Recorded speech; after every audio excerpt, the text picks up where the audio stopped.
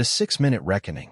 The air at Chicago O'Hare International Airport buzzed with the usual chaos: business, travelers typing furiously on laptops, families herding restless kids, and solo passengers lost in their earbuds. At Gate C-20, a storm was brewing, one that would unravel a career and shake an entire airline. Marcus Reynolds, a black billionaire CEO, stood calmly in the first-class line, his casual jeans and navy button-up hiding his true identity. Across from him, veteran flight attendant Laura Bennett, with her crisp uniform and practiced smile, was about to make the biggest mistake of her life. In just 6 minutes, everything would change. Marcus, 52, had clawed his way from baggage handler to CEO of Horizon Airlines, a journey marked by grit and a refusal to accept the status quo. 3 weeks earlier, Horizon had acquired struggling Starlight Airways, a move that doubled their fleet and splashed Marcus's name across business headlines. But he wasn't celebrating yet. An airline is only as good as its people, he often told reporters, a belief forged in his early days loading suitcases at O'Hare. To test Starlight's human infrastructure, Marcus decided to fly incognito: no suit, no entourage, just a first-class ticket and a sharp eye for detail. His assistant, Karen, had warned him, "No one will recognize you like that." Marcus had grinned. That's the point. Meanwhile, in a tidy suburban apartment, Laura Bennett, 48, prepared for her shift with military precision. 10 years as a Starlight flight attendant had honed her routines: uniform ironed to a razor's edge, hair pulled back tight, makeup just enough to look polished. She prided herself on reading passengers instantly: first class or economy, frequent flyer or troublemaker. Her biases, refined over a decade, were invisible to her but glaring to those on the receiving end. As she grabbed her roller bag, the morning news droned about Horizon's acquisition of Starlight. Laura barely noticed. She'd survived for CEOs and countless restructurings. This would be no different. "Time to rule the skies," she murmured, heading for the airport. At Gate C-20, the boarding area for Starlight Flight 157 to San Francisco hummed with activity. Laura arrived at 8:45 a.m., nodding curtly to gate agents and her colleague, Daniel Kim, a 5-year veteran who offered a friendly wave. Laura barely acknowledged him, finding his warmth toward difficult passengers a weakness. "Full flight today," Daniel noted, scrolling through the passenger manifest. 12 in first class, all boarded except 2A. Laura glanced at the name Marcus Reynolds. "Probably running late," she scoffed. "These business types always think they're special." Daniel frowned but said nothing. Marcus approached the gate, observing the worn carpeting and outdated Starlight signage. By the jetway, Laura stood with mechanical efficiency, checking boarding passes. As Marcus stepped forward with his first-class ticket, her eyes narrowed, her smile tightening.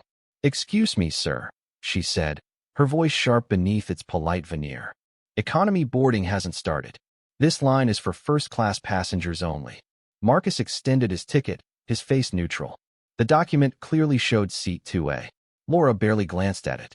"There must be some mistake. This is the first-class line." "There's no mistake," Marcus replied evenly. "I have a first-class ticket, seat 2A. Nearby passengers looked up, sensing tension. Laura's smile held as she studied the ticket with exaggerated scrutiny. "This is unusual," she said, her tone suggesting fraud. "How did you come to have this seat assignment?"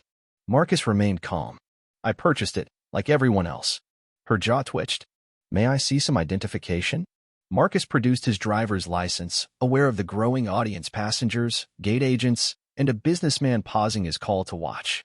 Laura examined the ID and ticket as if searching for a flaw. Finding none, she shifted tactics. "Are you certain you're at the right gate, Mr. Reynolds?" Her emphasis on his name implied it might not be his. "I'm certain," Marcus said. Her smile tightened. "It's just that we have a specific manifest, and sometimes the system makes mistakes.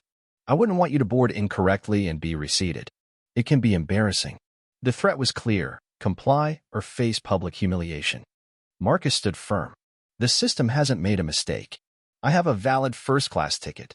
Laura's expression hardened. She turned to a security officer nearby. "Officer Daniels, could you assist? We have a boarding discrepancy." The officer approached, his face neutral but uneasy. He reviewed Marcus's documents. "Everything's in order, ma'am. Mr. Reynolds has a valid first-class ticket." Laura's composure slipped. "I understand, but given the unusual circumstances, we should verify with the gate manager." "What unusual circumstances?" Marcus asked calmly, though he knew the answer. The question hung heavy. Officer Daniel stepped back, distancing himself from Laura's stance. Passengers whispered, some recording discreetly. Laura leaned closer, lowering her voice. Sir, I'm ensuring everyone is where they belong. If you'd be more comfortable in the economy line, Marcus cut her off. I belong in first class, where I'd have been seated 5 minutes ago if my ticket were in someone else's hand. Laura's confidence wavered. She called the gate manager, Robert Hayes. Anthony, could you address this boarding issue? Robert approached, his smile freezing as he recognized Marcus. His clipboard nearly slipped.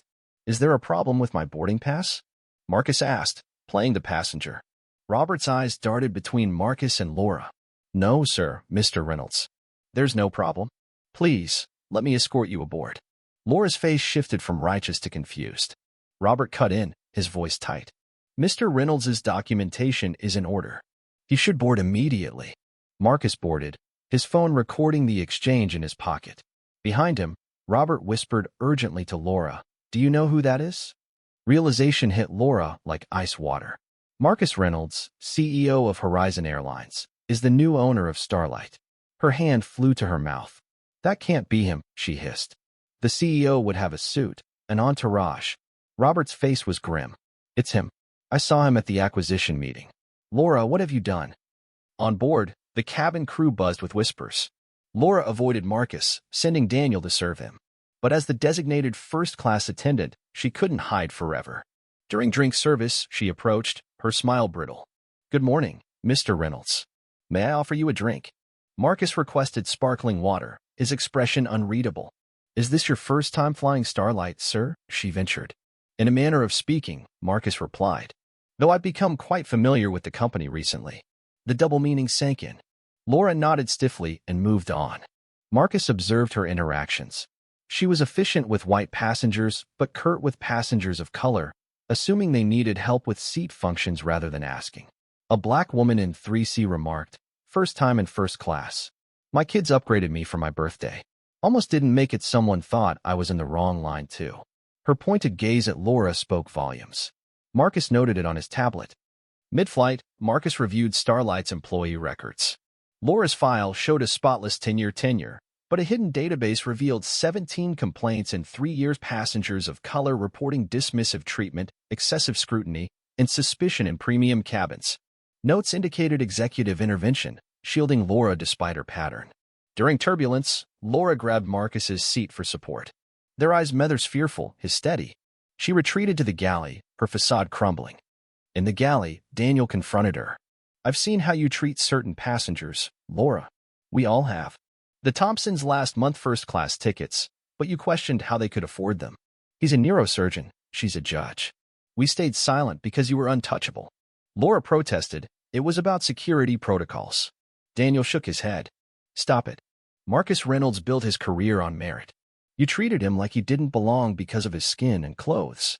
As the plane descended into San Francisco, Laura's panic peaked. The captain announced, all Starlight staff, remain on board for a meeting after deplaning. Marcus's phone lit up with messages media inquiries about the viral gate video, updates from his team. He texted his chief of staff, meeting in SFO executive lounge. HR and legal present. After the passengers deplaned, Marcus addressed the crew.